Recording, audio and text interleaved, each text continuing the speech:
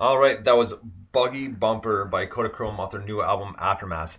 Now, this one we were talking about a little bit briefly on the break, and you're saying that you guys are during that little breakdown are using different effects for the vocals. Yeah, you asked me earlier about some of the pedals we've been using, Yep. and we do like some live pitch shifting of the vocals to match the effect on the bridge. So that's really fun, and I think it helps us sort of bring that song to a different place emotionally in the live set. Now, just with all the stuff you guys got going on, does it ever get I'm not sure if confusing is a word, but do you ever guys kind of lose track of what you're doing because you got so much going on, or you just have it so perfected? That's not a problem anymore.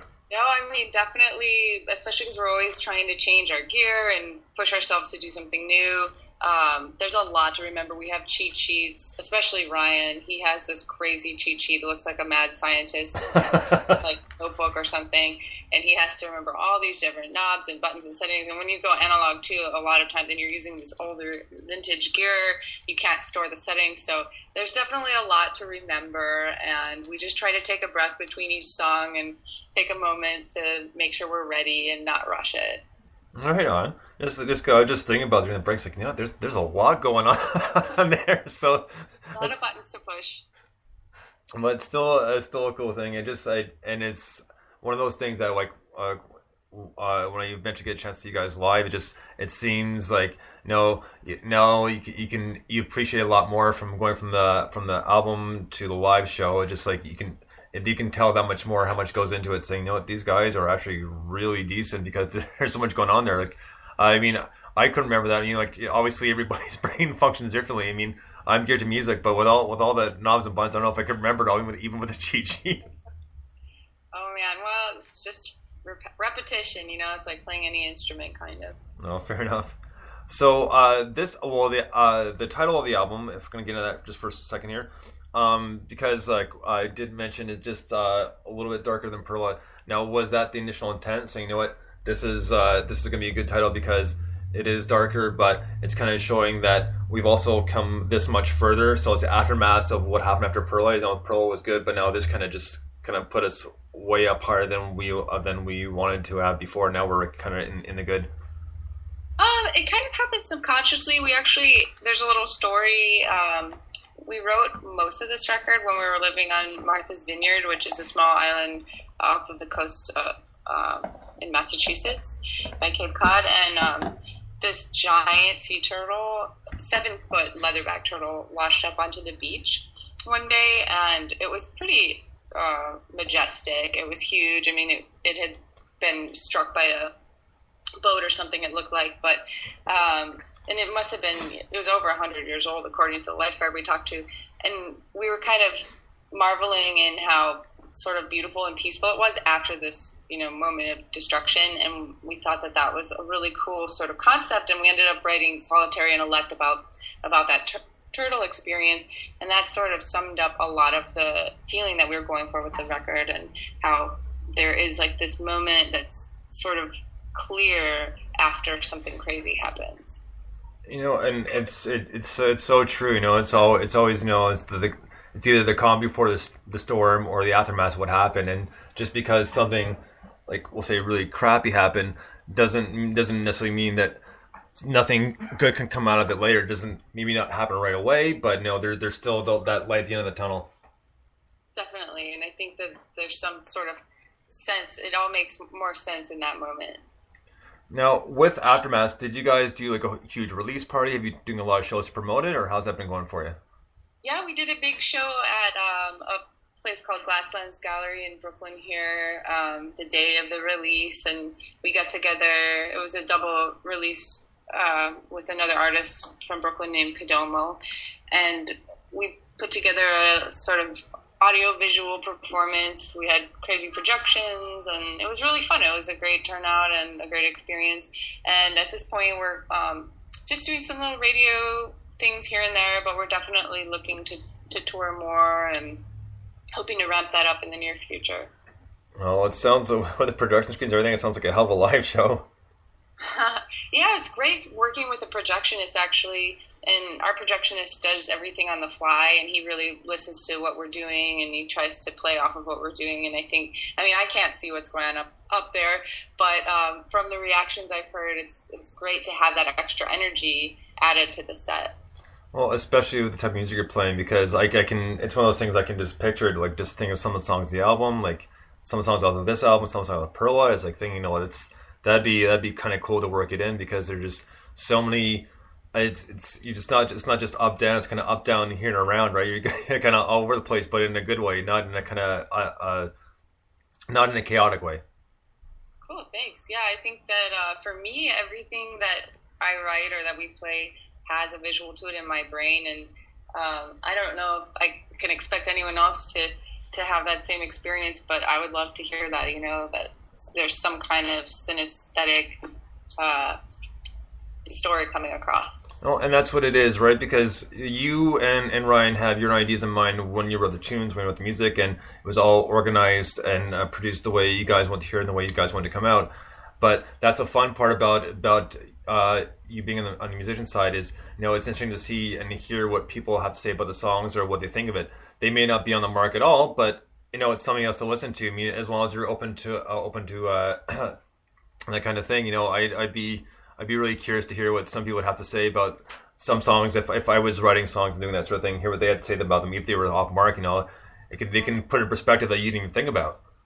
Yeah, and I'm happy for songs to be interpreted in different ways. I try not to get too specific. I mean, I guess that turtle story is pretty specific, but the concept behind it, the overall concept, I think is a little more universal. And I love to hear when people interpret things in a personal way that I may have never thought of.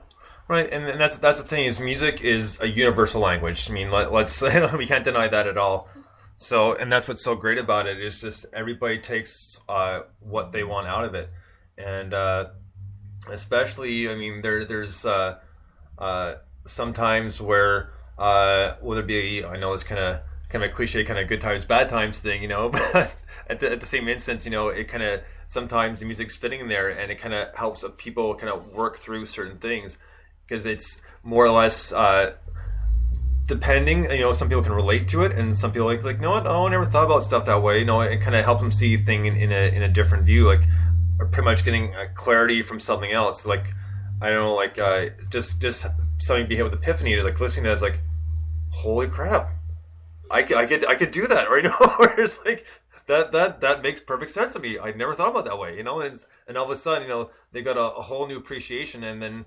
And a whole new kind of look on something they might have been may have had a jaded view before.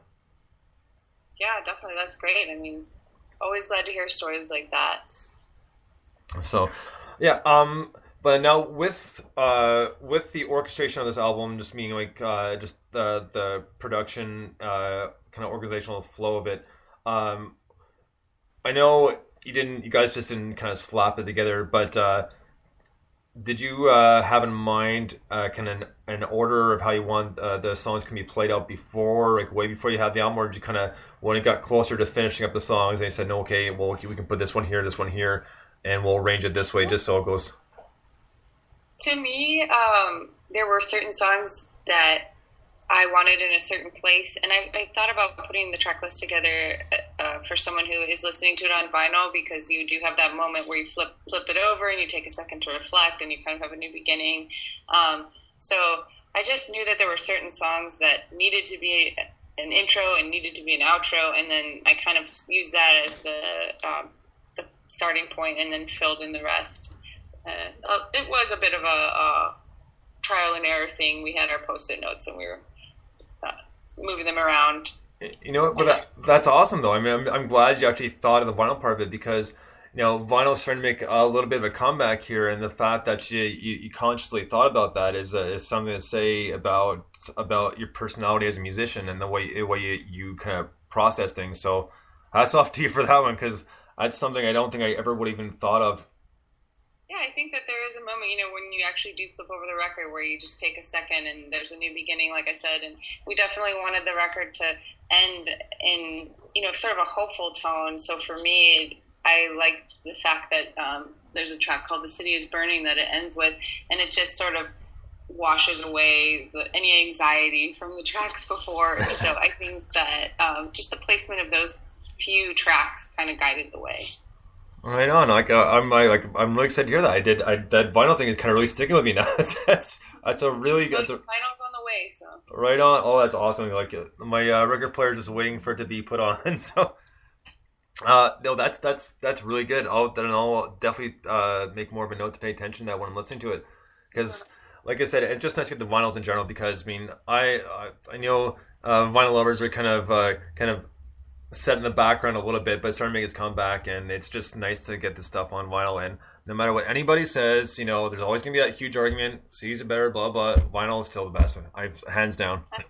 Yeah, I mean it's a little bit impractical from a business standpoint to press vinyl, but we just feel like no one needs to have a physical copy of your music anymore. But if you're gonna have one, it may as well sort of be a cool showpiece and piece of art that the collectors can really enjoy and look at and touch and just have an experience with them on a physical level. Well, that's right. And for myself personally, like I prefer. I know digital copies are cool, but I prefer the physical copy just because I like to see the artwork, and I just it just makes it. I guess it makes it more mine holding in my hand as opposed to kind of click, drop, and drag. Definitely, and we actually impressed. We did a foil stamping on the cover, so it has a texture to it. It's embossed, and I think that it's something that you can actually touch, which I really am excited about. Right on. Well, I can't wait for it. And as soon as I get it, there'll be a pic on Twitter right away. I'll tell you that right now. So. Can't wait. So we're gonna take another little break here, and this one. This is Strike the Gold, but I'm going to let you cue this one up because this is your remix.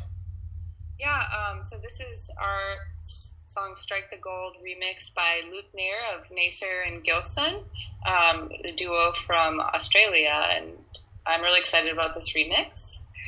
See what you guys think. All right, and here we go with Strike the Gold remix.